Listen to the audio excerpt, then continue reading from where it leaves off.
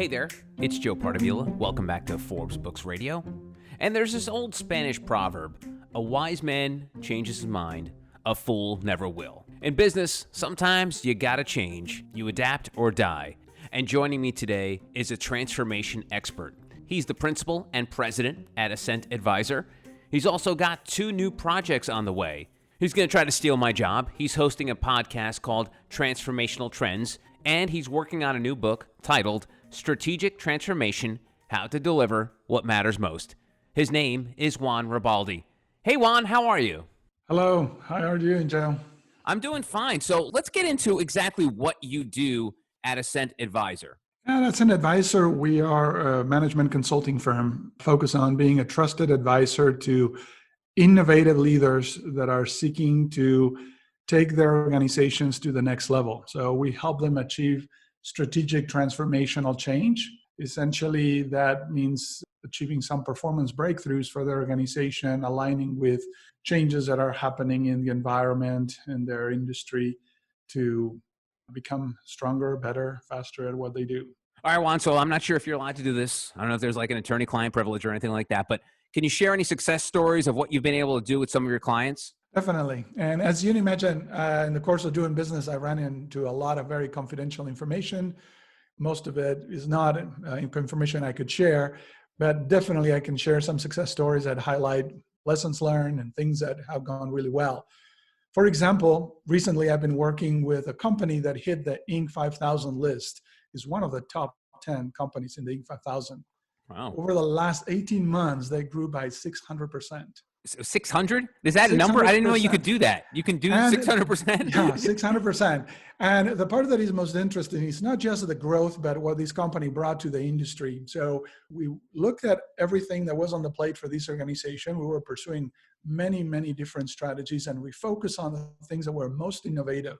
And by concentrating our efforts on those things that were most innovative, we were able to launch 3 new product lines that became extremely successful. And over a period of 18 months, they attracted some of the largest players in the industry. So this not only represented a 600% growth for the organization, but also a significant improvement on the products and services that the customers receive. That's amazing. Now, the word transformation, and it's not just a Michael Bay movie, is very important to you. So I noticed that you have the podcast coming out called Transformational Trends, and then the book is Strategic Transformation. The word transform, it's in a way very esoteric. There's no actual tangible thing where you say, oh, this is transform. So what does transformation mean to you? All right, that's a great point. I think that all of us can recognize that we're living at a time of accelerating change. And we're experiencing change at many levels of our society, both political, social, economic, even the climate is changing. So the word change has both a positive and a negative connotation. Not everything that is changing is necessarily for the better. And some people say, well, there's some things that are changing out there that are very disturbing and making people very uncomfortable.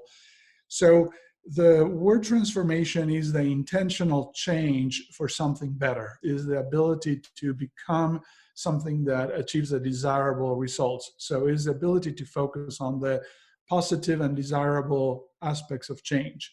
So I use the word transformation intentionally as helping organizations, leaders achieve the goals that they are trying to accomplish. And not to say that what you do is a niche business, but how do you get into this space? It doesn't sound like, as a kid, you want to be a policeman or a firefighter or a musician or a YouTube star, but to be like this transformational expert, how does that happen? So when I was graduating with an MBA degree from college in an emphasis in organizational change, I never thought that there would be a job for me in this field. I actually thought I'll have to look for some other more practical profession. Yeah.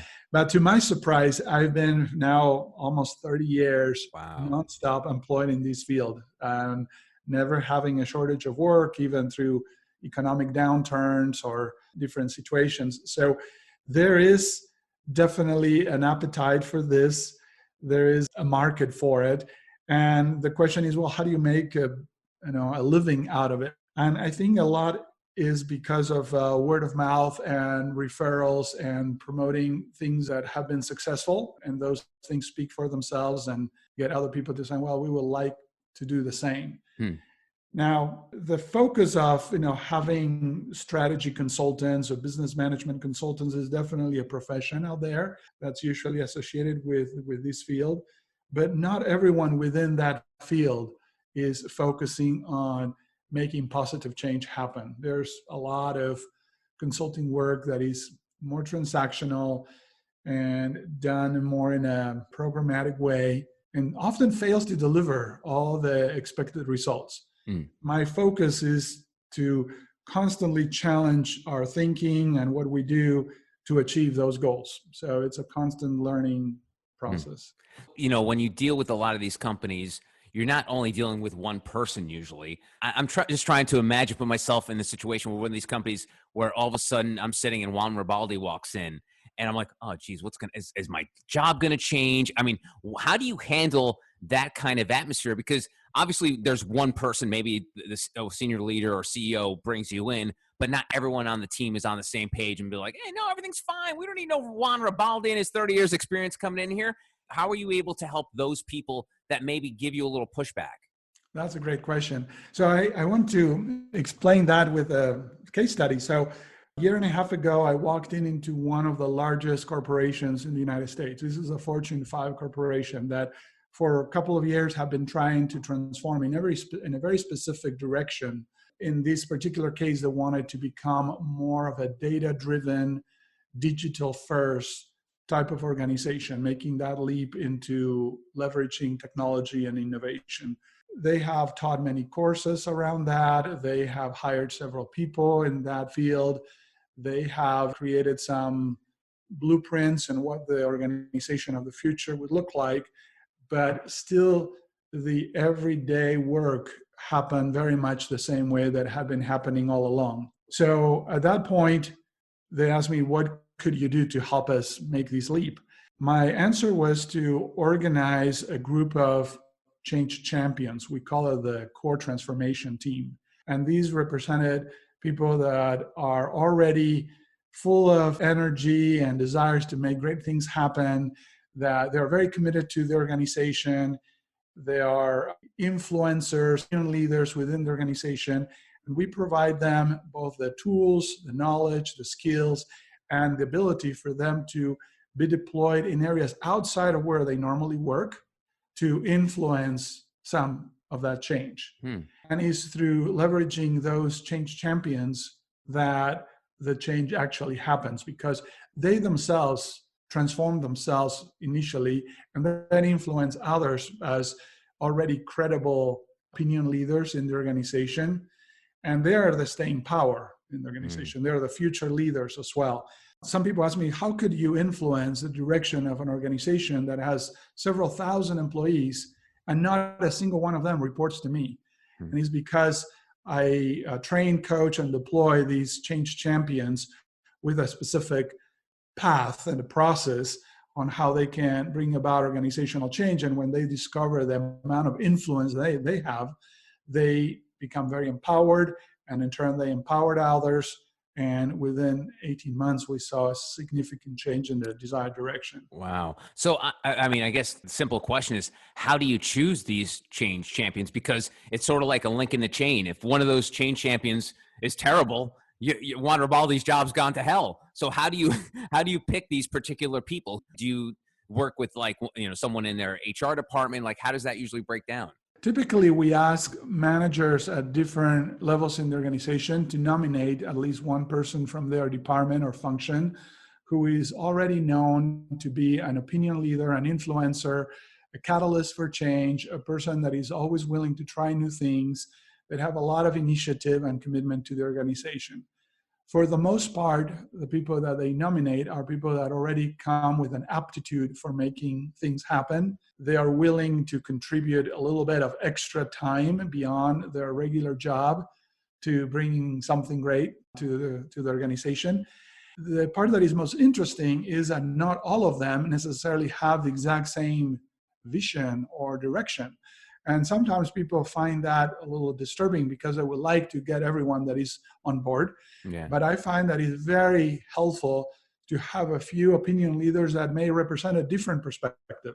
In some cases, a challenging perspective, because it's by bringing all of those views that you actually reach out to all the different attitudes and opinions and views in the organization, and the decisions become better because you have their voice at the table. In a way, I guess it's sort of like, making friends or anything like that. But, you like a friend that would challenge you, but not a friend who would just shut you down. Essentially, you're looking for people who are in it to, I hate to use these business terms, but they're like in it to win it. Like it's no matter whether they agree with, what is being done with the company. At the end of the day, their goal is to improve things, right? Correct. Yeah. Okay. Yeah. That's pretty cool. It's interesting that in some cases, some of the people that come with very different opinions, sometimes they influence the overall direction in a positive, better way. And other times they themselves become converted or more aware of things that they were ignoring before, and then themselves become supporters of something that in the past they were probably opposing. So it's in that process of learning that the organization changes, because people themselves are changing. Yeah. I always wonder with business coaches and strategic advisors like yourself, what happens when you get hired by a company in a field like you have no idea what they're doing? Like whether it's, science-based or data, it could be anything. It could be sports. It could be, nutrition. If you don't know anything about it, does that slow you down a little bit? Do you have to do a lot of homework going into it? Because it's like you see these people going, I'm a business coach, I can help your business, but like, how do you know you can help this particular business? Where does that skill come about? That's a great question.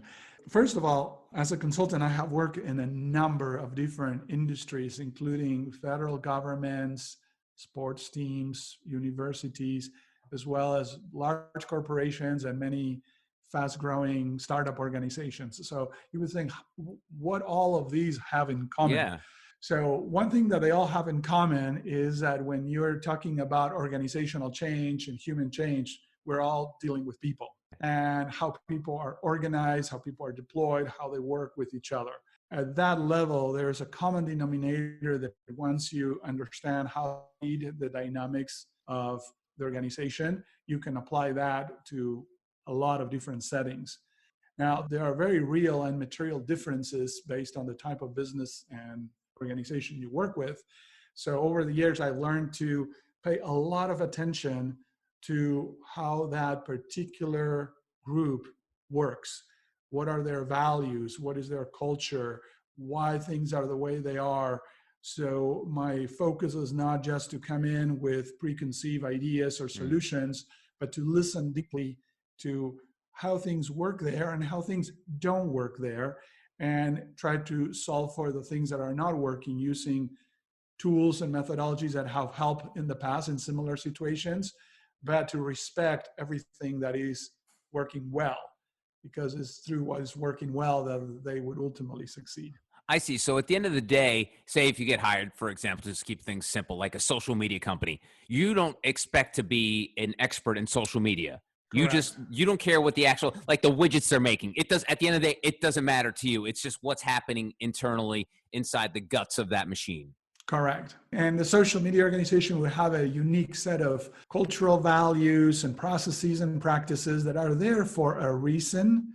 And I look carefully on seeing if those reasons are valid, and sometimes compare them with other similar organizations, maybe in the exact same industry, and point out where there are gaps that maybe they were not intentional, they were accidental gaps due to the idiosyncrasy of some people, that they start doing certain things and you start questioning them. So is that fresh pair of eyes, objective perspective that sometimes people find most helpful when you're willing to recognize what is unique about each organization. Also threatening too, because you have something like, what's this guy know? This Juan Riboldi doesn't know anything about Twitter. What's he telling me what to do here? So do you ever run into that sometimes? So I was about at one point to be hired by a very top performing hedge fund in New York City to facilitate some very delicate negotiations between partner equity and partner succession. And one of the partners literally on the introductory call says, why in the hell should I listen to you? And I thought it was a very valid question.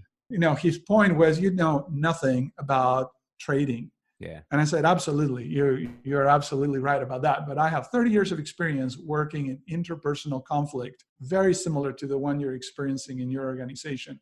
So if you allow me to do what I do best, I believe that I can help you achieve the outcome that you desire, even if it is not what you currently think is what you desire. And he was taken aback by that. He says, well, what guarantee I have that things are going to be successful then? And he says, because in the end, you will feel that you achieve the ultimate goal. Is not necessarily what you think is the current goal. Got it. He was willing to give us a shot, and it turned out very successful for him and his partners in the end. Did he apologize to you after the fact, or no? Yeah, usually not. Yeah. I wonder, because now that this is basically your business model. Do you have sort of a timeline when you sign up with a business before you even step foot? How much research do you do before you get in there?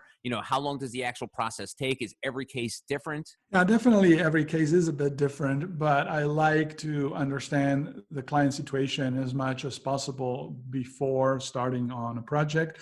And I also think that the process of becoming engaged in a project is essentially consulting before you have a contract in place. So the experience of consulting around this starts from the first interaction, whether you have an actual contract or not. You need to start adding value to the conversation from the very beginning. People need to feel that you are understanding both their desires as well as their pain points, and that you have some insights or ideas on how to solve that problem. And all that happens in conversations way ahead of even having a contract in place. At some point, when you know enough, and sometimes requires interviews among, with several folks, you can put together a proposal and outline a scope of work and things like that. Well, you are taking the vast amount of knowledge you've accumulated over the 30 years and are writing a book titled Strategic Transformations: How to Deliver What Matters Most. And we're going to dig into that next. But we've got to hit pause right now. Coming up in part 2 of my chat with Juan Riboldi, the principal and president at Ascent Advisor, Juan will talk about the importance of focus. Lack of focus for the last 10 years has been increasingly becoming one of the major sources why smart, good, effective individuals and organizations fail to deliver the desired results. This has been a production of Forbes Books Radio. Find out more at ForbesBooksRadio.com.